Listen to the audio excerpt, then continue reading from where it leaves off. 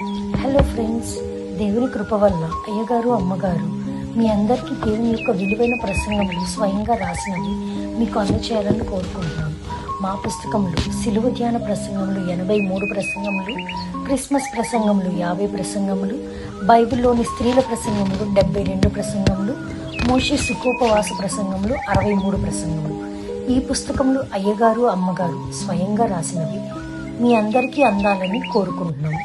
మా పుస్తకములు కావాల్సిన వారు కాంటాక్ట్ అవ్వాల్సిన numbers: Bapatla reverend doctor P Jayapal గారు, phone number 9866412025. Guntur doctor P Prasad Rao గారు, ఫోన్ నెంబర్ 9441368594 అండ్ 9705789407. మా పుస్తకంలో మీరు తీసుకొని చదివి ఆదరణ పొంది దేవుని మహిమపరచాలని కోరుకుంటున్నాము. Don't forget to like the video. Thank you. అందరికీ మరి ఒకసారి ఈ చర్చిలో వాక్యం చెప్పడానికి దేవుడు ఇచ్చిన అవకాశం కొరకై ముందుగా దేవునికి వందనాలు చెల్లించుకుంటున్నాను.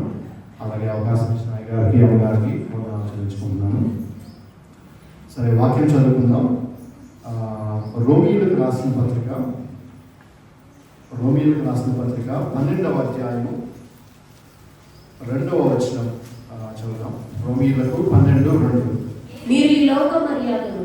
మీరు ఈ లోక మర్యాదను అనుసరింపక ఉత్తమమును అనుకూలమును సంపూర్ణమునైన దేవుని చిత్తమేదో పరీక్షించి తెలుసుకున్నట్లు మీ మనస్సు మారి నూతన మగుట వలన రూపాంతరము పొందుడి. ఒక నిమిషం ప్రార్థన చేసుకుందాం. ప్రేమ కలిగిన తండ్రి, దైవదేవ, కృప కలిగిన ఆయన, మహోన్నతమైన తండ్రి, పరిశుద్ధమైన ప్రభువా, సర్వోన్నతుడైన ఆయన, ఈ రీతిగా నాయన తండ్రి మీ సన్నిధిలో మేము కూడుకొని మిమ్మల్ని పాటల ద్వారా వాక్యం ద్వారా ఆయన తండ్రి మిమ్మల్ని ఆరాధించడానికి మాకు ఇచ్చిన అవకాశం కొరకే వాళ్ళని మనం ఆచరించుకుంటున్నాం. ఆయన మీరు ఇక్కడ మా మధ్యలో ఉన్నారని మేము నమ్మి మిమ్మల్ని స్తుతిస్తున్నాం తండ్రి. మరి ఈ వాక్యం మేము ధ్యానించుకోవచ్చుండగా మీరు మాతో మాట్లాడమని, మీ యొక్క ఆత్మీయ జ్ఞానం ద్వారా మమ్మల్ని వెలిగించమని, మా యొక్క మనసులో అటు ఇటు పోనీయకుండా నాయన తండ్రి మీరు మాతో ఏది మాట్లాడబోచున్నారో అది మేము జాగ్రత్తగా విని అది మాలో ఫలించినట్టు మీ సహాయం అనుగ్రహించమని మీకే వందనాలు చెల్లించుకుంటూ యేసు నామములో మిగిలిన నిమిత్తం వేడుకొని ప్రార్థిస్తున్నాం తండ్రి. ఆమేన్. సరే, ఇప్పుడు పెద్దవారు స్కూల్ అయిపోయి, కాలేజ్ అయిపోయి, తర్వాత ఉద్యోగాలు చేరిన తర్వాత అప్పుడప్పుడు రీయూనియన్స్ జరుగుతూ ఉంటాయి. తెలుసా మీకు? బాగా పెద్దవైన వాళ్ళు ఏంటంటే, ఓకే మా స్కూల్లో రీయూనియన్కి వెళ్తున్నామని అని చెప్తారు. రీయూనియన్ అంటే తెలుగులో ఏమంటారు? Get together. అంటే మీ యొక్క చిన్ననాటి స్నేహితుల్ని కలిసి వాళ్ళు ఎలా ఉన్నారు, ఏం చేస్తున్నారు, అప్పటి విషయాలు షేర్ చేసుకోవడానికి, అప్పటి విషయాలు ఆనందించడానికి కలుస్తూ ఉంటారు. అట్లా కలిసినప్పుడు ఏమవుతుందంటే, కొంతమంది చూసినప్పుడు ఈజీగా గుర్తుపడతారు. ఓకే, చిన్నప్పుడు ఇలా ఉండేవాళ్ళు, ఇప్పుడు ఇలా ఉన్నారని. కొంతమంది గుర్తుపడడం కష్టం అవుతుంది, ఎందుకంటే వాళ్ళ ముఖరీత్యా కానీ వాళ్ళ యొక్క శారీరక రీత్యా కానీ చాలా మారిపోయి ఉంటారు. సో ఆ మార్పు ఏంటంటే అది శరీర సంబంధమైన మార్పు. సో మనం బాహ్యంగా చూసే మార్పుని శరీర సంబంధమైన మార్పు అంటారు. ఈ దినం మనం నేర్చుకోబోయేది ఏంటంటే ఆత్మీయ సంబంధమైన మార్పు. సో ఆత్మీయ సంబంధమైన మార్పు బయటకు ఎవరికి కనపడేది దేవునికి మాత్రమే. మనం ఏ స్థితిలో ఉన్నాము, ఏ స్థితిలో నుంచి మారుతున్నాము, రూపాంతరము చెందుతున్నాము అనేది దేవుడు ఒక్కడే దాన్ని గమనించగలరు. సో ఆ రూపాంతరం చెందేది ఏంటనేది ఈ దినం దేవుని చిత్తం అయితే మనం ధ్యానం చేసుకుందాం. సో యేసు ప్రభు ఈ లోకంలోకి వచ్చిన తర్వాత రూపాంతరం చెందాడు. తెలుసు కదా మీ అందరికీ? రూపాంతరం చెందడం అంటే ఏంటంటే, ఆయన అంత గొప్ప దేవుడు మన మానవ రీత్యా తగ్గించుకొని బాలుడిగా మన రక్షణార్థమై ఈ లోకంలోకి వచ్చాడు. వచ్చిన తర్వాత ఒక టైంలో పేతురు, యాకోబు, యోహాను వారిని వెంట పెట్టుకుని ఒక చోటకి వెళ్ళినప్పుడు ఆయన యొక్క నిజస్వరూపము రూపాంతరం చెందడం ద్వారా వాళ్ళు గ్రహించారు. అది ఒకసారి చదువుకుందాం. మత్తయి సువార్త 17వ అధ్యాయం 1వ వచనంలో ఉంటుంది. నేను చదువుతాను. 6 దినములైన తర్వాత యేసు పేతురును యాకోబును అతని సహోదరుడైన యోహానును వెంట పెట్టుకుని ఎత్తైన ఒక కొండ మీదకి ఏకాంతముగా పోయి వారి ఎదుట రూపాంతరము పొందెను. ఆయన ముఖము సూర్యుని వలె ప్రకాశించను, ఆయన వస్త్రములు వెలుగు వలె తెల్లనివాడు. సో వాళ్ళు గ్రహించింది ఏంటంటే, ఈయన మామూలు మనిషి కాదయా, మనలాగా ఉన్నాడు అనుకున్నాం మనము, ఈయన దేవుడు అని ఆ విధంగా వాళ్ళు ఆ రోజు గ్రహించగలిగారు. సో యేసు ప్రభు రూపాంతరం చెంది మన కొరకని ఈ లోకంలోకి వచ్చి మన రక్షణార్థమై ఆయన పుట్టి శ్రమలు అనుభవించి సిలువ వేయబడి తిరిగి పునరుద్ధానుడై మనకు నిత్య జీవం కొరకు ఏర్పాటు చేశాడు. సో అదే విధంగా మనం కూడా ఏ విధంగా మార్పు నుండి ఆయన స్వరూపంలోనికి మనం వెళ్ళాలి అనే దాని గురించి మనం ఈ దినం నేర్చుకుందాం. ఎందుకంటే మన దేవుడు, నేను క్రితం వారం కూడా చెప్పాను, మన దేవుడు ఎంత గొప్ప దేవుడు అనేది అనేక వాక్యాల్లో బైబిల్లో రాస్తుంది. ఒక 2 వాక్యాలు చూపిస్తాను నేను. మొదటి రాజుల గ్రంథము 8వ అధ్యాయం 27వ వచనంలో ఏమంటుందంటే, ఆకాశ మహాకాశములు సహితము నిన్ను పట్టజాలవు. సో మన యొక్క దేవుని గొప్పతనం ఎంతనేది గమనించుకోండి. అట్లానే యెషయా గ్రంథము 66:1 ఏమంటుందంటే, ఆకాశము నా సింహాసనము, భూమి నా పాదపీఠము. అటువంటి దేవుడు మన కొరకని రూపాంతరం చెంది మన రక్షణార్థమే వచ్చాడు కాబట్టి మనము కూడా రూపాంతరం చెంది ఆయన స్వరూపంలో మార్చబడి మనము కూడా ఆయనతో కలిసి ఉండాలి అనే విషయం మనం గమనించుకోవాలి. ఇప్పుడు దేవుడు మానవుని కలుగు చేసినప్పుడు ఆదాము అవ్వలు ఉంటారు కదండి ఆది కాండంలో. సో వాళ్ళకి ఆ పాపస్థితి రాకముందు, ఆ యొక్క సర్పము ఆ యొక్క స్త్రీని మోసగించక ముందు వాళ్ళు కూడా మహిమ స్థితిలో ఉండేవాళ్ళు. వాళ్ళు కూడా పాపం లేని జీవితంలో ఉండేవాళ్ళు. కానీ వాళ్ళు పాపం చేయడం ద్వారా సమస్త మానవాళికి పాపలోకంలో జీవించే పరిస్థితి ఏర్పడింది. కానీ దేవుడు ఈ లోకంలో రావడం ద్వారా మనకి తిరిగి ఆ యొక్క మహిమ స్థితి దేవుడు మనకు అనుగ్రహిస్తాడని మనకి అనేక వాగ్దానాల ద్వారా చెప్పి ఉన్నాడు. అట్లానే మనం ఈ లోకంలో జీవించేటప్పుడు మనకి పాపము కానీ, లోక సంబంధమైనవి కానీ, సాధారణ సంబంధమైనవి కానీ, వీటన్నిటిలో మనం చిక్కుకొని ఉంటాం. వీటన్నిటిలో మనం బిజీ అయిపోయి ఉంటాం. మనం వాటి నుండి విడుదల పొంది మార్పు నొందితే కానీ మనం ఆ యొక్క 7 ఏళ్ల పెండ్లి విందులో దేవుని కలుసుకోగలము. ఆ యొక్క 7 ఏళ్ల శ్రమ నుండి మనము తప్పించుకోగలము. ఈ యొక్క మొదటి రాకడ గురించి ఎప్పుడైనా మనం ధ్యానం చేసేటప్పుడు, యేసు ప్రభు క్రిస్మస్ సెలబ్రేషన్ ఏంటంటే అదే మొదటి రాకడ కదా. దేవదాసయ్య గారు మనకి ఎప్పుడైనా ఏం చెప్తారంటే, మొదటి రాకడ గురించి ధ్యానం చేసేటప్పుడు 2వ రాకడ గురించి కూడా ధ్యానం చేయాలి అంటాడు. అంటే ఏంటంటే, మనము మొదటి రాకడలో దేవుని ఏ విధంగా మనము పూజిస్తున్నామో, మనం ఏ విధంగా మార్పు నుండి ఆయన 2వ రాకడకు వచ్చినప్పుడు మనం సిద్ధపడి ఆయన చేరుకోగలమనే విషయం కూడా మనం గ్రహించుకొని ధ్యానం చేసుకోవాలి. సరే, సో ఏ విధంగా మార్పు చెందాలి అనే దాని గురించి 7 విషయాలు నేను రాసుకున్నాను. మీ అందరికీ అయ్యారు ఈ పుస్తకాలు తెలిసే ఉంటాయి కదా. సో ఆ పుస్తకంలో వాక్యమే రాసుకున్నాను నేను. ఆ 7 విషయాలు ధ్యానం చేసుకుందాం. ఏ విధంగా మార్పు చెందాలి అనే 7 విషయాలు ఏంటంటే, 1, మన యొక్క వస్త్రములు, ఇవన్నీ ఆత్మీయ అర్థంలో అర్థం చేసుకోవాలి. మన యొక్క వస్త్రములు మార్పు చెందాలి, అది మొదటిది. 2వది, మన యొక్క స్వరూపము మార్పు చెందాలి. 3వది, మన యొక్క వెలుగు మార్పు చెందాలి. 4వది, మన యొక్క పేరు మార్పు చెందాలి. 5వది, మన యొక్క దేహము మార్పు చెందాలి. 6వది, మన యొక్క చిగురు మార్పు చెందాలి. 7వది, మన యొక్క స్థితి మార్పు చెందాలి. సో ఈ 7 ఏంటనేది త్వరగా ధ్యానించుకుని ముగించుకుందాం. సో మొదటిగా ఏం చెప్పాను, మన యొక్క వస్త్రములు ఏ విధంగా మార్పు చెందాలి అనేది ధ్యానించుకుందాం.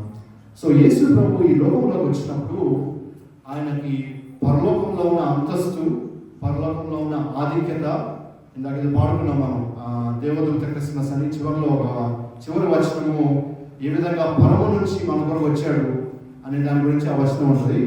అటువంటి స్థితి నుంచి వచ్చినప్పుడు ఆయన ఏమైందంటే పొత్తి వస్త్రములతో ఆయన చుట్టబడ్డాడు. లూకాసు వార్తలో ఉంటుంది కదా, అది చదవాల్సిన అవసరం లేదు. కానీ ఆ యొక్క 2వ అధ్యాయం 7వ వచనంలో పొత్తి గుడ్డలతో చుట్టి సత్రములో వారికి స్థలము లేనందున ఆయనను పశువుల తొట్టిలో పెట్టారు.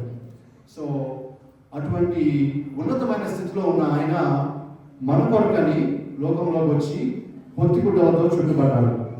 కానీ ఆయన యొక్క ఒరిజినల్ స్టేట్ ఏంటంటే కీర్తనలు 104వ అధ్యాయంలో ఉంటుంది కదా, వస్త్రము వలె వెలుగును నీవు కప్పుకొని ఉన్నావు.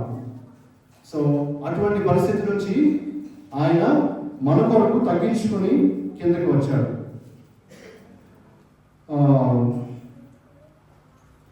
ప్రకటన గ్రంథము 19వ అధ్యాయము 8వ వచనం ఏముంటుందంటే, మరియు ఆమె ధరించుకున్నటకు ప్రకాశములను నిర్మలములైన సన్నపు నారబట్టలు ఆమెకి ఇవ్వబడను, అవి పరిశుద్ధుల నీతి క్రియలు. సో మనము మన యొక్క వస్త్రములు ఏ విధంగా మారాలి అనేది ఇక్కడ అంశం ఉంది. ఏంటంటే మన యొక్క నీతి క్రియల వలన మనము కూడా ఆ యొక్క ప్రకాశములైన నిర్మలమైన సన్నపు నారబట్టలను మనము సంపాదించుకోవాలి. ఏ విధంగా సంపాదించుకోవాలి? మన యొక్క నీతి క్రియలను బట్టి మనం ఆ యొక్క వస్త్రాలను సంపాదించుకోవాలి. ఒక పాట ఉంటుంది కదా, సిద్ధపడేను వధువు గొర్రెపిల్ల వివాహోత్సవ అనే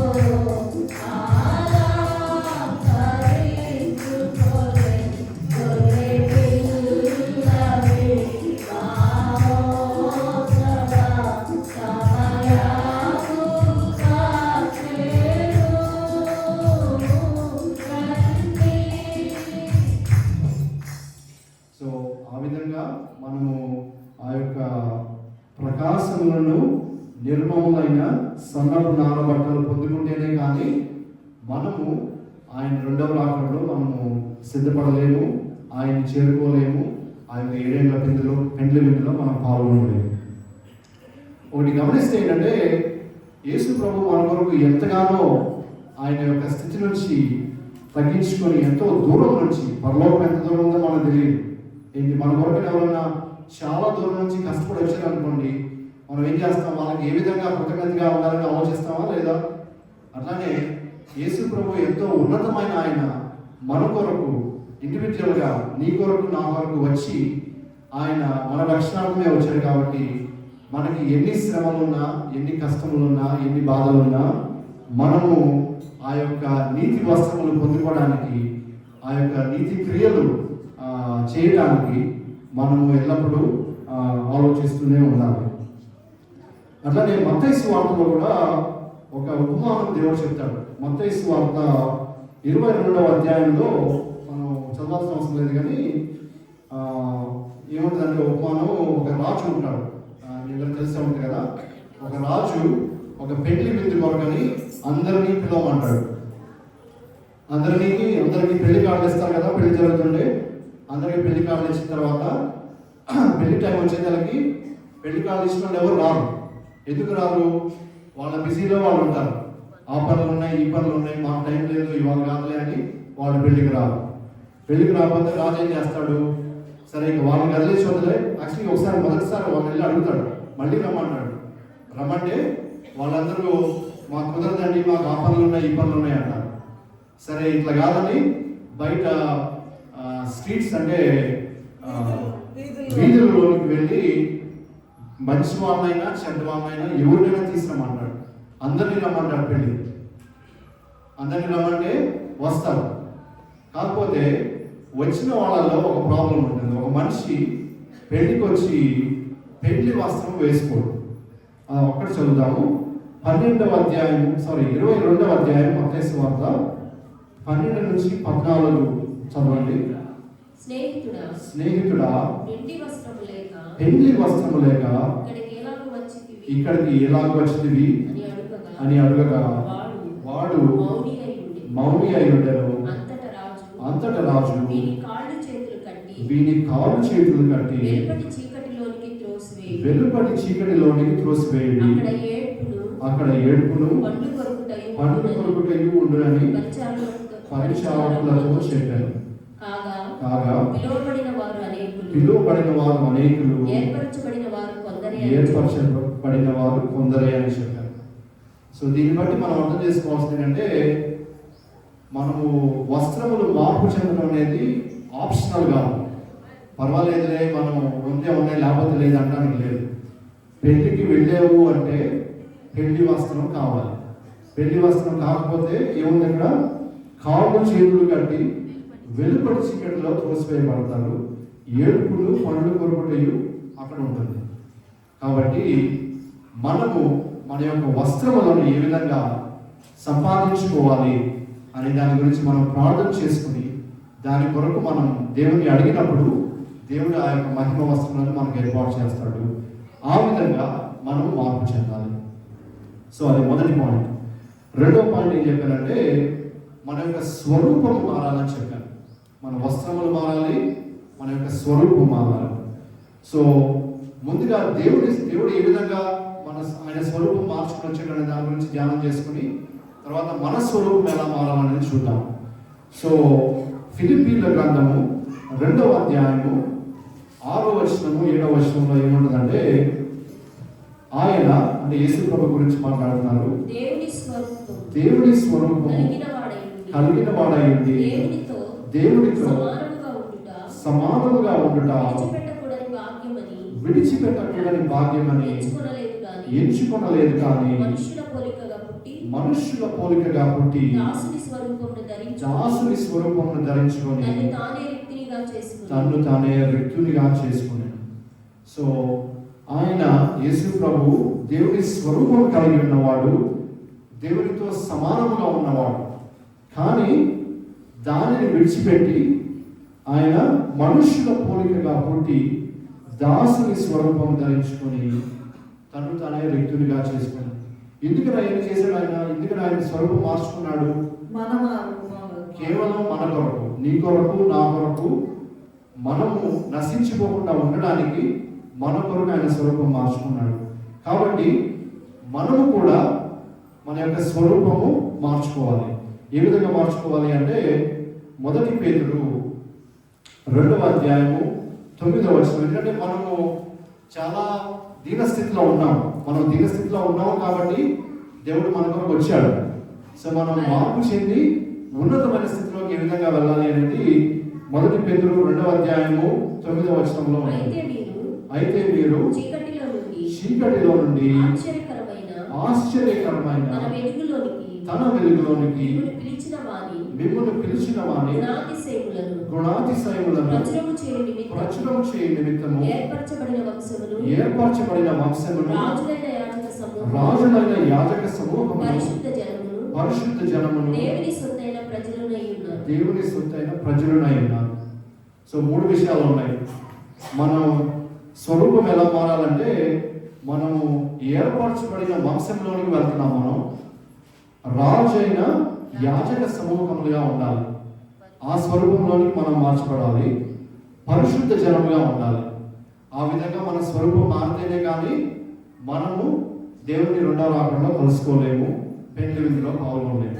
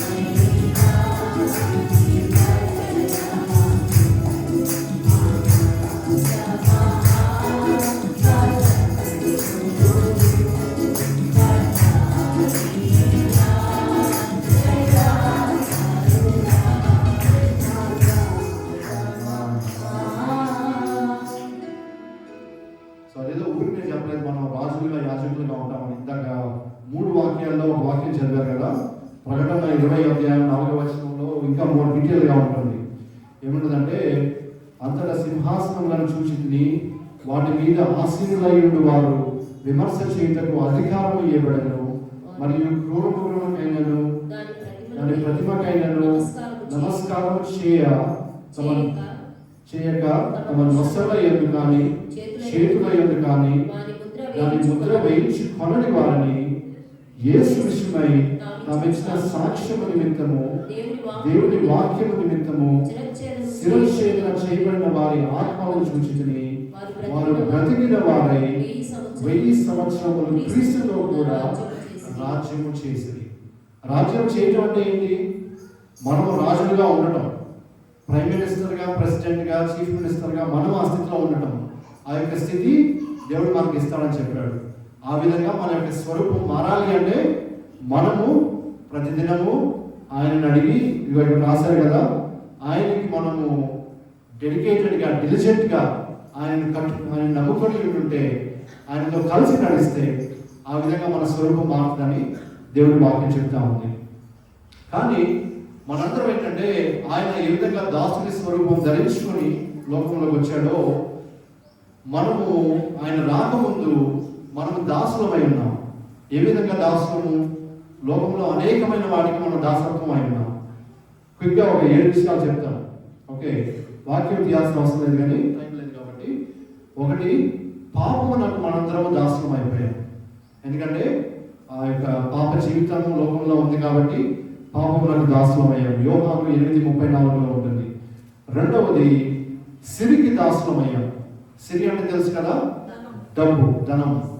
సో సిరికి దాసులం అవడం ద్వారా మనము దేవునికి దగ్గర అవ్వలేకపోతున్నాము. మత్తయి సువార్త 6:24లో ఉంటుంది. మూడవది, అవయవులకు దాసులం అయ్యాం. రోమీయులకు రాసిన పత్రిక 6:19లో ఏమన్నదంటే, అక్రమము చేయుటకై అపవిత్రతను అక్రమమును మీ అవయములను దాసులుగా ఎలాగో అప్పగించుతారో అలాగే పరిశుద్ధత కలుగుటకై ఇప్పుడు మీ అవయములను నీతికి దాసులుగా అప్పగించుడి. సో అటువంటి దాసత్వం నుంచి మనం బయటపడి నీతికి దాసులుగా మనం అవ్వాలని వాక్యం చెబుతుంది. నాలుగవది, రోమీయులకు రాసిన పత్రిక 16:18లో కడుపుకు దాసులు. కొంతమంది వాళ్ళ యొక్క కడుపుకి దాసులు అయిపోయారు, దానివల్ల దేవుడికి దాసులు అవ్వలేకపోయారు. అలానే ఐదవది, మనుషులకు దాసులు అయిపోయారు. ఏమంటుందంటే 1 కొరింథీ 7:23లో మీరు విలువ పెట్టి కొనబడిన వారు కనుక మనుషులకు దాసులు కాకుడి. మనము విలువ పెట్టి కొనబడిన వారు, ఊరికే కొనవారం కాదు, దేవుని రక్తం ద్వారా మనం కొనబడిన వారం కాబట్టి మనుషులకు దాసులు అవ్వకూడదు. వాక్యం ఉంటుంది కదా, మనుషులను నమ్ముకున్నట్టు కంటే యెహోవాను ఆశ్రయించడమే. సో మనకు పనులు కావాలంటే మనుషులను నమ్ముకున్నామంటే మనం మనుషులకి దాసులు అయిపోయినట్లే, అంటే దేవునికి దాసులు కాదని అర్థం. కాబట్టి అది గమనించుకోవాలి. క్రీస్తు ప్రభు తన రాకమిచ్చి కొన్నటి సంగములా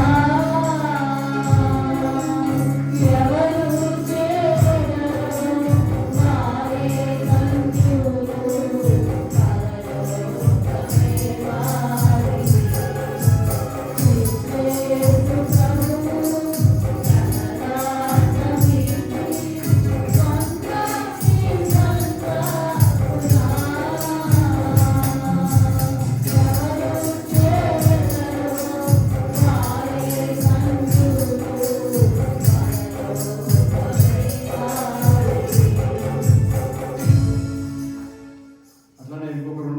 దాసులు అవడానికి ఏంటంటే గలతీ 4:8 ఏముంటుందంటే నిజమునకు దేవుళ్ళు కాని వారికి దాసులు ఉన్నారు కొంతమంది. నిజమైన దేవుడు మన యేసు ప్రభు, కానీ కొంతమంది నిజముగా లేని దేవుడిని దాసులై ఉన్నారు. దానివల్ల వాళ్ళు నిజమైన దేవుడికి దాసులు అవ్వలేకపోతున్నారు. అట్లానే 7వదిగా 2వ పేతురు 2:19 భ్రష్టత్వములకు దాసులయ్యారు.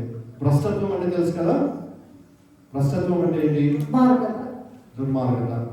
సో 2వ పేతురు 2:19 ఏమంటుందంటే తామే భ్రష్టత్వములకు దాసులై ఉండి అటు వారికి స్వాతంత్రము ఇత్తుమని చెప్పుదురు, ఒకడు దేని వల్ల జయింపబడనో దానికి దాసులగును కదా. కాబట్టి ఈ 7 విషయాల్లో మనం గమనించుకుని మనము వాటికి దాసులుగా ఉన్నామా లేకపోతే దేవుడికి దాసులుగా ఉన్నామా అనేది మనం గమనించుకోవాలి. వాటికి దాసులుగా ఉంటే మన స్వరూపము అలానే ఉంటుంది, లేదంటే ఇంకా పాడైన స్థితికి వెళుతుంది. దేవునికి దాసులుగా ఉంటే మన స్వరూపం మార్చబడి ఆయన 2వ రాకడలో మనం ఎత్తబడడానికి మనం సిద్ధపాటు కలిగిస్తుంది. మనం ఈ దాసత్వం నుంచి విడిపింపబడాలంటే దానికి ఆన్సర్ ఏంటి? వెలుగులోకి రావాలి. యేసు ప్రభు అంటే యోహాను సువార్తలో ఏమంటుందంటే మనము సత్యమును నమ్మినట్లయితే మన యొక్క దాసత్వం నుంచి మనకు విడుదల పొంది మనకు స్వతంత్రం జరుగుతుంది. అది వాక్యం చదువుతాను నేను. కాబట్టి యేసు యోహాను సువార్త 8:31 ఏమంటారంటే కాబట్టి యేసు తనను నమ్మిన యూదులతో మీరు నా వాక్యమును నిలిచిన వారైతే నిజముగా నాకు శిష్యులై ఉండి సత్యమును గ్రహించెదరు, అప్పుడు సత్యము మిమ్మల్ని స్వతంత్రులుగా చేయను అని చెప్పారు. కాబట్టి ఆ యొక్క సత్యము మనం గట్టిగా పట్టుకోగలిగితే మనకి ఫ్రీడమ్ అంటే ఇక స్లేవరీ అనేది ఉండదు, దాసత్వం అనేది ఉండదు. సత్యం అంటే ఏంటి? యేసు ప్రభు చెప్పాడు కదా, నేనే మార్గమును సత్యమును జీవము. కాబట్టి ఆ సత్యమును మనం పట్టుకోగలిగితే మన యొక్క లోక సంబంధమైన శరీర సంబంధమైన సాధారణ సంబంధమైన దాసత్వం మొత్తం పోయి మనకి స్వతంత్రత కలిగి దేవుడిని మాత్రమే మనము ఆయనకి మాత్రమే దాసులమై ఉంటాము. సో అది 2వది. వస్త్రములు మారాలన్నాను, 2వది స్వరూపం మారాలని చెప్పాను. 3వది మన యొక్క వెలుగు కూడా ఏ విధంగా మారాలి అనేది క్రితం వారం ఆదివారం మీరందరూ చర్చకొచ్చుంటే నేను చెప్పిన వాక్యం ఏంటంటే క్రిస్మస్ వెలుగు గురించి చెప్పాను. ఏమని చెప్పానంటే యేసు ప్రభు ఈ లోకమునకు వెలుగుగా వచ్చాడు, అట్లానే మనము కూడా ఈ లోకమునకు వెలుగుగా ఉండాలి. అటువంటి మార్పు మనకు కలగాలి. సో ఆల్రెడీ చెప్పాను కాబట్టి 2 వాక్యాలు చెప్పి నెక్స్ట్ దాంట్లోకి వెళ్తాను. మత్తయి సువార్త, నేను ఈ వాక్యం చెప్పాను క్రితం ఆదివారం. మత్తయి సువార్త 4వ అధ్యాయము 16వ వచనంలో ఏముంటుందంటే మత్తయి సువార్త 4:16 చీకటిలో కూర్చుండి ఉన్న ప్రజలను గొప్ప వెలుగు చూచిరి, మరణ ప్రదేశంలోను మరణ ఛాయలోను కూర్చుని ఉన్న వారికి వెలుగు ఉదయించారు. సో మనము ఆ యొక్క చీకటిలో మరణ ప్రదేశంలో మరణ ఛాయలో ఉంటే మనకు వెలుగు ఉదయించడానికి యేసు ప్రభు ఈ లోకంలోకి వచ్చాడు. వచ్చి ఆయన ఏమన్నాడు? నేను లోకమునకు వెలుగును, నన్ను వెంబడించువాడు చీకటిలో నడవక జీవపు వెలుగు కలిగి ఉండినని వారితో చెప్పారు. సో ఆయన వెలుగుగా వచ్చిన తర్వాత మత్తయి సువార్త 5వ అధ్యాయంలో ఏమని చెప్పాడు? మీరు లోకమునకు వెలుగై ఉండాలన్నాడు. అంటే ఏంటి? మనం మన యొక్క పాత స్థితిలో ఉంటే మనం దేవునికి వెలుగుగా ఉండలేము. నేను ఒక మాట చెప్పాను లాస్ట్ టైం, ఏమన్నానంటే పెళ్ళైన తర్వాత అందరికీ పేరు మారుతుంది, ఇంటి పేరు. వాళ్ళ పిల్లలకు కానీ భార్యకు కానీ పేరు ఉంటుంది. సో ఆ పేరుకు తగ్గట్టు ఏదైనా ఒక మంచి రికగ్నిషన్ వచ్చింది అనుకోండి, ఒక రివార్డ్ వచ్చింది అనుకోండి, గుర్తింపు వచ్చింది అనుకోండి, అందరూ సంతోషిస్తారు. పేరుకు సంబంధించిన వాళ్ళందరూ సంతోషిస్తారు, గర్వంగా ఉంటారు. అదే ఏదైనా చెడు జరిగింది అనుకోండి, ఏదో ఒక ఎంబారసింగ్ సిచ్యుయేషన్ జరిగింది అనుకోండి, ఇబ్బందికరమైన పరిస్థితి, అందరూ నిరాశ చెందుతారు. మనము దేవుడిలోకి వచ్చామంటే, ఆయన వెలుగు కలిగి ఉన్నామంటే ఆయన పేరు కలిగి ఉన్నాం. సో ఆయన పేరు పట్టుకుని మనం లోకంలో నడుస్తున్నాం. కాబట్టి మనల్ని అందరూ గమనిస్తూ ఉంటారు. మనం మంచిగా జీవిస్తేనే ఆయనకి మహిమ కలుగుతుంది. మనం మంచిగా జీవించకపోతే ఆయనకి మహిమ కావాలి. మంచిగా జీవించడం అంటే ఏంటి? మనకి ఏదైనా చిన్న గొడవ జరిగింది అనుకోండి బయట, మనం తగ్గించుకుని నెమ్మదిగా సమాధానంగా ఉంటే వాళ్ళు అనుకుంటారు వీళ్ళు దేవుడిని కలిగిన వాళ్ళని. లేదు, నాకు పవర్ ఉంది, నేను ఏదైనా చేస్తానని మనం గొడవ పడితే దేవుని నామం నాకు మహిమ కావాలి. కాబట్టి మనము క్రైస్తవులుగా ఉన్నప్పుడు మనము ఆయన వెలుగును ప్రకాశిస్తున్నామనే విషయం గమనించుకొని ఎప్పుడైనా ఆ విధంగా మనం మార్పు చెందినట్లయితే మనం కూడా దేవుని పోలి నడిచి ఉంటాము. ఆ మార్గంలో మనము రెండవ వాక్యకు వెళ్ళగలము. దానియేలు గ్రంథంలో యొక్క వాక్యం చెప్పి నెక్స్ట్ పాయింట్కి వెళ్తాను.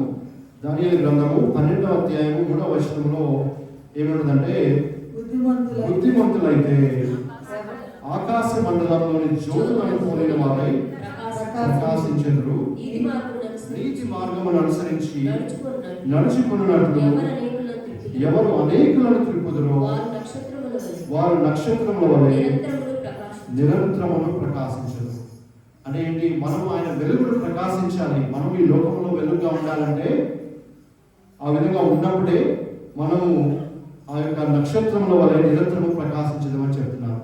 నేను ఒక ఎగ్జాంపుల్ కూడా చెప్పాను క్రితం ఆదివారం, మీకు గుర్తుందో లేదు. మా చర్చిలో ఒక 90 ఏళ్ళు ఆమె, 90 ఏళ్ళు కలిగినామా, 90 ఏళ్ళు అంటే వాళ్ళు చర్చికి వస్తారో లేదో అనే పరిస్థితి ఉంటుంది. ఆమె కార్ వేసుకుని చర్చికి వచ్చి సండే స్కూల్ చెప్పి వెళ్తుంది. ఆమె నాకు చెప్పింది ఏంటంటే, వాళ్ళ ఇంటి దగ్గరంట ఒక అపార్ట్మెంట్ కొత్త కడుతున్నారంట. అపార్ట్మెంట్లో కనీసం ఒక 50 కుటుంబాలు వచ్చి ఉంటాయి. సో 90 ఏళ్ళు కలిగినామా దేవుని కొరకు ఏ విధంగా వెలుగు ఆయన కొరకు ప్రకాశించాలనే దాని గురించి ఆలోచిస్తా, వీళ్ళందరూ 50 మంది వస్తారు కాబట్టి నేను పోస్ట్ ఆఫీస్కి వెళ్ళి 50 ఎంవలప్లు 50 కవర్లు కొని స్టాంపులు కొని మన చర్చి గురించి ఒక కాగితం రాసి వాళ్ళందరికీ ఇస్తాను. వచ్చిన వాళ్ళు వస్తారు, రానోళ్ళు రారు. నా పని మాత్రం నేను చేయాలి.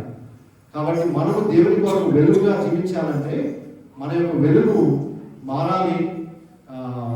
లోకమునకు మనం వెలుగుగా ఉండాలంటే ఏ విధంగా మనం మార్పు చెందాలనేది గ్రహించుకోండి. మూడవది, తర్వాత టైం ఎక్కువ లేదు, మిగిలిన త్వరగా వెళ్తాను. నాలుగవది ఏంటంటే మన యొక్క పేరు మారాలని చెప్పాను. మన పేరు మారాలంటే ముందుగా యేసు ప్రభు గురించి చూద్దాం. ఆయన ఏ విధంగా మారాడంటే, ఆయన పరలోకమైన ఉన్నతమైన స్థానం నుంచి వచ్చి ఈ లోకంలో ఆయన పుట్టినప్పుడు ఆయన తల్లిదండ్రులు ఏం చేశారు? ప్రజాసంఖ్యలో వాళ్ళ పేర్లు రాసుకున్నారు. అంటే ఏంటి? యేసు ప్రభు ఆయన పేరు కూడా లోకంలో ఉన్న రిజిస్టర్లో రాసుకున్నాడు. అవునా? అట్లానే మనం ఏ విధంగా మార్పు చెందాలంటే, మనకి జీవపు గ్రంథం అని ఒకటి ఉంటుంది, తెలుసు కదా అందరికీ. బైబిల్లో చాలా చోట్ల ఉంది, ప్రకటన గ్రంథంలో ఎక్కువగా ఉంటుంది. జీవపు గ్రంథంలో మన పేరు ఉంటేనే మనము ఆ యొక్క 7 ఏళ్ల పెండ్లిలో పాల్గొనగలం. పేరు లేకపోతే లాభం లేదు. ఒక వాక్యం చదివి చూపిస్తాను. ప్రకటన గ్రంథము 21వ అధ్యాయము 27వ వచనంలో ఏముంది? గొర్రెపిల్ల యొక్క జీవ గ్రంథమందు వ్రాయబడిన వారే దానిలో ప్రవేశింతురు గాని నిషిద్ధమైనది ఏదైనను అసత్యమైనది ఏదైనను అబద్ధమైన దానిని జరిగించు వాడైనను దానిలోనికి ప్రవేశింపడు. సో మనము పరలోకంలో చేరుకోవాలంటే, మనము ఆయన్ని కలుసుకోవాలంటే మన పేరు జీవగ్రంథంలో లేకపోతే మనం చేరలేము. సో దానిలో ప్రవేశింపడం అంటే ఆ యొక్క నూతనమైన యెరూషలేము, ఆ యొక్క పరిశుద్ధ పట్టణం. ఆ 21వ అధ్యాయం మొత్తం చదువుకోండి మరి ఖాళీ ఉన్నప్పుడు. అందులోకి వెళ్ళాలంటే మన యొక్క పేరు అందులో ఉండాలి. పేరు లేకపోతే ప్రకటనలోనే 20వ అధ్యాయం 15 ఏమంటుందంటే, ఎవరి పేరైనను జీవగ్రంథము వ్రాయబడినట్టు కనపడని ఎడలా వాడు అగ్నిగుండములో పడవేయబడు. సో మన పేరు మార్పు చెందకపోతే దాని కాన్సిక్వెన్సెస్ ఏంటనేది కూడా బైబిల్లో క్లియర్గా చెప్పారు. సో యేసు ప్రభు ఏ విధంగా ఆయన రూపాంతరం చెంది ఈ లోకంలోకి మన కొరకు వచ్చి తగ్గించుకొని దాసుని స్వరూపం ధరించి మన కొరకు ఏ విధంగా ఆయన వ్యక్తులుగా చేసుకున్నాడో, మనము మారి ఆయన కొరకు జీవించి ఆయనకు దాసులుగా ఉండి ఆయన మార్గంలో నడిచినట్లయితే మనము పరలోకములో అంత ఉండగలము, రాజులుగా యాజకులుగా ఆయన కొరకు మనము రాజ్యము ఇవ్వగలము. 3 అంశాలు మిగిలి ఉన్నాయి, అవి కూడా త్వరగా చెప్పి 5 నిమిషాల్లో ముగిస్తాను. 5వ అంశం ఏంటంటే మన యొక్క దేహం కూడా మారాలి. మన దేహం అంటే ఏంటంటే మనందరం ఈ లోకంలో జీవించేటప్పుడు మనకి రక్త మాంసములు అంటారు కదా, శరీరము రక్తము మనందరికీ ఉంటుంది. సో రక్త మాంసములు దేవుని రాజ్యాన్ని స్వాతంత్రించుకోండి. వాక్యం తెలుసు కదా, తెలియని వాళ్ళకి ఎక్కడ ఉంటుందంటే అది 1 కొరింథీ 15వ అధ్యాయం 50వ వచనంలో ఉంటుంది. బట్ మనం గమనించాల్సింది ఏంటంటే ఇప్పుడు క్షయ అక్షయ అనే రెండు పదాలు ఉంటాయి తెలుగులో. తెలుసా దాని డిఫరెన్స్? ఇంగ్లీష్లో క్షయమైనది అంటే పెరుసుకుని అంటారు, అంటే త్వరగా పాడైపోతుంది. ఇప్పుడు మనం పాలు కొట్లో కొనుక్కుని ఫ్రిడ్జ్లో పెట్టకుండా బయట పెడితే సాయంత్రానికి విరిగిపోతాయి. అదే మనము ఏదన్నా ఏదైనా ఫ్రిడ్జ్లో పెట్టుకుంటే ఎక్కువ కాలం ఉంటాయి. బట్ నేను చెప్పే పాయింట్ ఏంటంటే మన లోకంలో జీవించే జీవితము ఇది క్షయమైన జీవితం, అది క్షయమైన దేహం. అంటే ఈవెన్చువల్లీ ఇది పాడైపోతుంది. మనకు కావాల్సింది అక్షయమైన దేహం. ఆ విధంగా మన దేహము మార్పు చెందితేనే కానీ మనం దేవుని రాజ్యంలో స్వాతంత్రించుకోలేము. ఒక పాట ఉంటుంది కదా, ఒక సింగ పాట మనం అక్షయ దేహము దాల్చింది నీవు. అక్షయ దేహము దాల్చింది నీవు, ఆనందము అక్షయ దేహము దాల్చింది నీవు, ఆనందము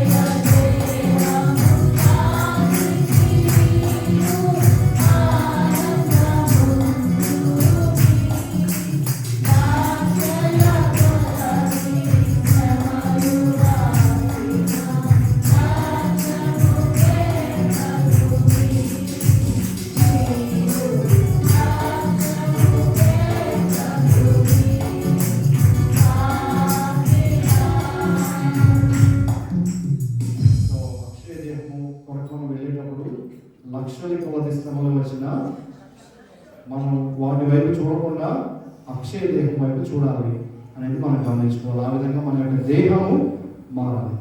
తర్వాత 6వది మన చిగురు.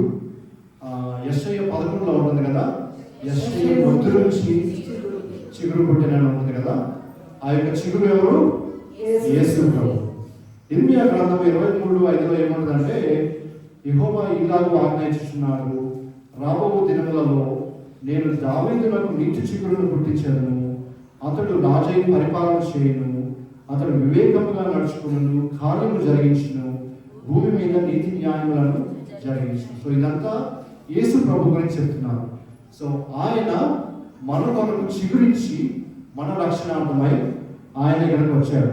నీతి నివసించే లోకములో క్రీస్తు పాలించే రాజ్యములో, నీతి నివసించే లోకములో క్రీస్తు పాలించే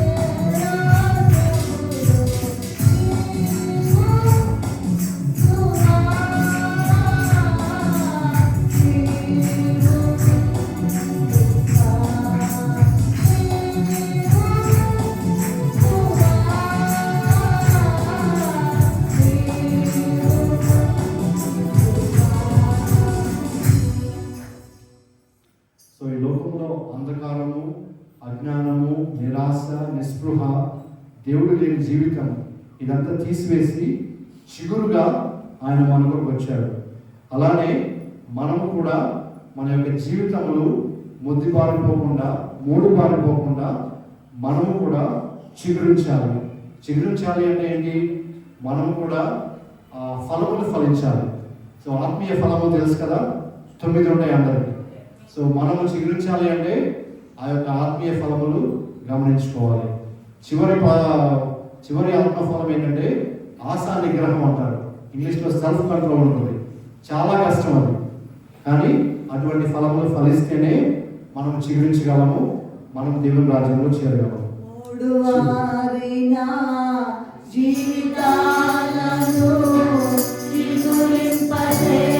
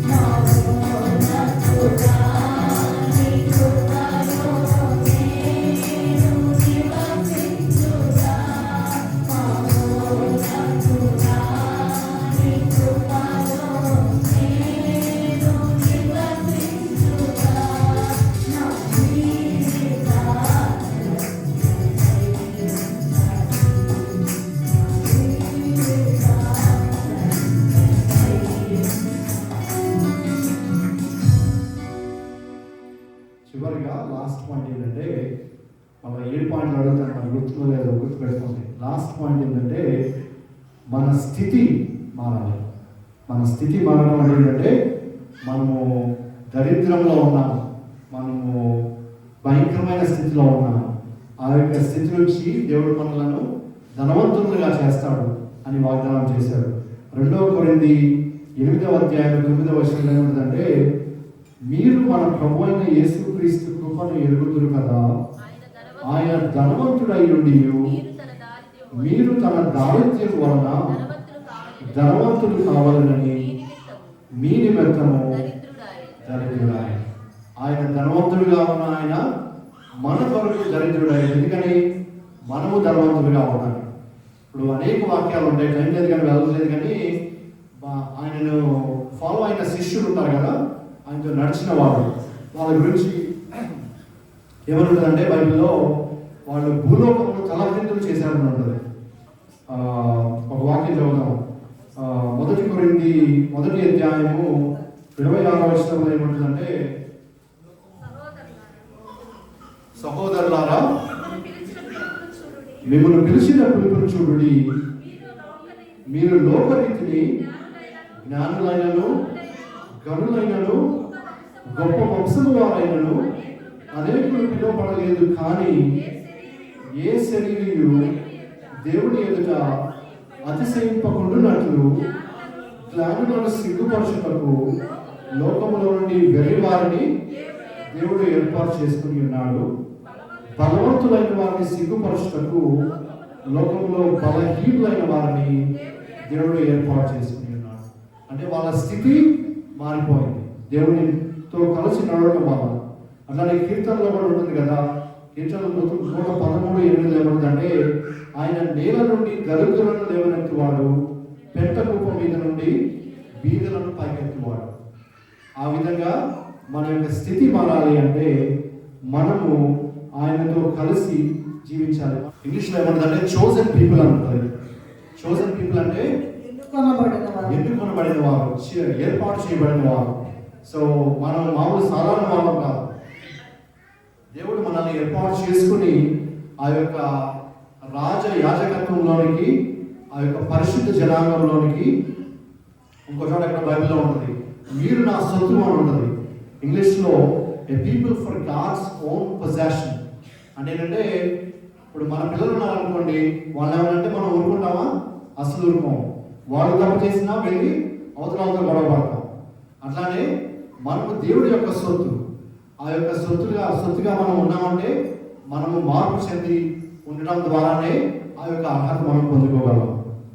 కాబట్టి చివరిగా నేను ముగించి చెప్పే సారాంశం ఏంటంటే, 7 విషయాలు ఈ దినం మనం నేర్చుకున్నాం. మనము యేసు ప్రభు ఏ విధంగా రూపాంతరం చెంది మన కొరకు తగ్గించుకొని ఈ లోకంలోకి రావడం ద్వారా మనం క్రిస్మస్ ఎలా సెలబ్రేట్ చేసుకుంటున్నామో, ఏ విధంగా మనము క్రిస్మస్ ఆచరిస్తున్నామో, అట్లానే మనకున్న రెస్పాన్సిబిలిటీ ఏంటంటే మనము కూడా 7 విధాలుగా మార్పు చెందితేనే కానీ ఆ యొక్క 2వ రాకడలో మనం చేరము అనే విషయం ఈ దినం నేర్చుకున్నాం. 7 విషయాలు ఏంటి? ఎవరైనా చెప్పగలరా? మొదటిది మన వస్త్రములు, 2వది మన స్వరూపము, 3వది మన వెలుగు, 4వది మన పేరు, 5వది మన దేహము, 6వది చిగురు, మనం చిగురించాలి, చివరిగా మన స్థితి మారిపోవాలి. ఇవన్నీ మారితేనే కానీ మనం దేవుని రాజ్యంలో చేరలేము. పర్వాలేదు అనుకుంటే కుదరదు. ఎందుకంటే ఇందాక చెప్పారు కదా, ఆప్షనల్ కాదు. కొన్నిసార్లు ఎలా ఉంటుందంటే, మరి ఇప్పుడు ఉందో లేదో, నేను చిన్నప్పుడు ఎగ్జామ్స్ రాసేటప్పుడు ఒక మల్టిపుల్ చాయిస్ కానీ అంటే ఎలా ఉంటుందంటే, ఎస్ఐ క్వశ్చన్స్కి ఒక 3 క్వశ్చన్లు ఇచ్చి 3లో ఒకటి చూస్ చేసుకోమంటారు. అట్లా ఆప్షన్ ఉంటుంది. ఇక్కడ మనం మారకపోతే ఆప్షన్ లేదు. ఒక వాక్యం చదివి ముగిస్తాను నేను. రోమీయుల పత్రిక 2వ అధ్యాయము 5 నుంచి 7 వరకు అది చదివి ఇంకా ముగించుకున్నాం. రోమీయులకు 2వ అధ్యాయము 5 నుంచి 7 వరకు. నీ కాఠిన్యమును మార్పు పొందని నీ హృదయమును అనుసరించి ఉగ్రత దినమందు అనగా దేవుని న్యాయమైన తీర్పు బయలుపరచు దినమందు నీకు నీవే ఉగ్రతను సమకూర్చుకొనుచున్నావు. ఆయన ప్రతి వానికి వాని క్రియల చొప్పున ప్రతిఫలమిచ్చును. సత్క్రియను ఓపికగా చేయించు మహిమను, ఘనతను, అక్షయతను వెతుకు వారికి నిత్య జీవము ఇచ్చును. ఆ నిత్య జీవం కావాలంటే సమస్త ఆన్సర్లు బైబిల్లో ఉన్నాయి కాబట్టి ప్రతిదినము బైబిల్ చదువుకోండి, ప్రార్థన చేసుకోండి, చెప్పిన వాక్యం మళ్ళీ ధ్యానించుకోండి. అతి ధన్యత దేవుడు మనందరికీ అనుగ్రహించిన గాక. ఆమేన్.